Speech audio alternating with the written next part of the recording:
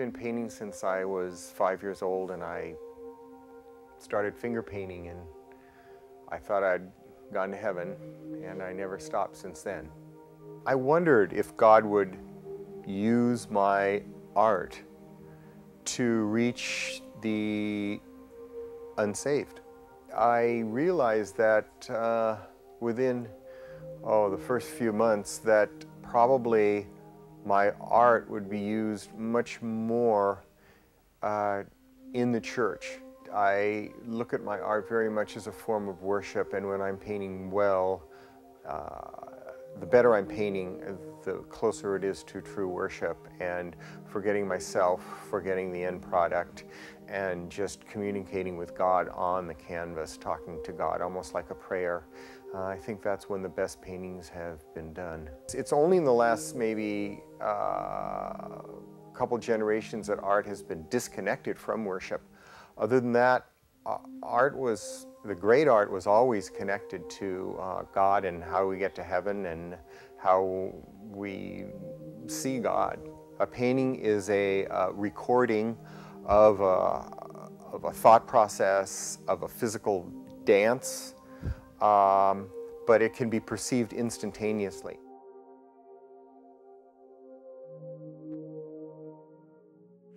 By and large, people didn't really understand what fine art was, as opposed to, say, interior design or graphic art or illustration.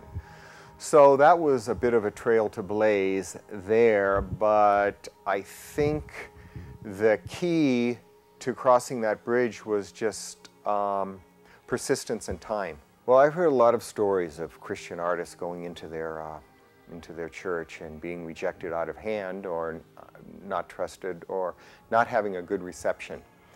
I think what I could give as advice is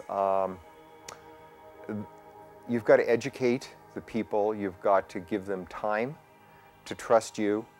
Long-suffering is a very good quality.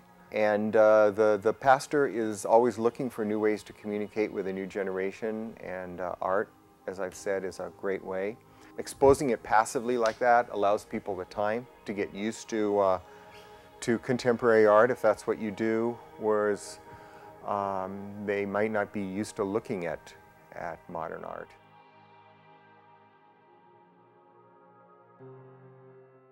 Yeah, well, I think artists in art school are trained in the modernist tradition, and they're trained that an artist probably should hole up in a garret somewhere, and isolation is just part of the existential experience. And that's how I was trained, and that's how I thought for 20 years. And it gets to be very lonely. Your art gets to be really all about yourself. So it's a tremendous blessing to be able to create art in community, for community, with community. I had a show up at Westmont College. They saw the work I had done in the church, and they asked to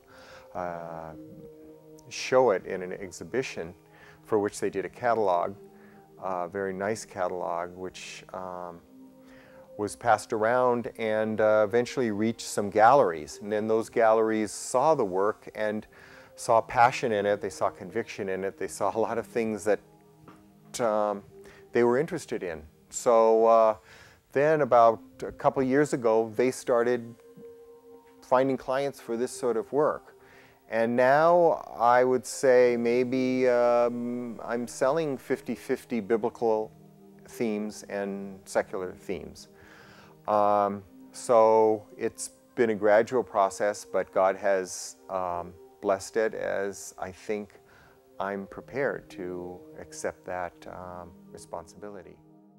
I think what's important is to simplify your life and spend a lot of time in the studio, spend a lot of time looking at good art, spend a lot of time in prayer and worship in front of the canvas. And there's always room for good art, but it's a long road, and it takes time and commitment, but I really don't think you want it any other way.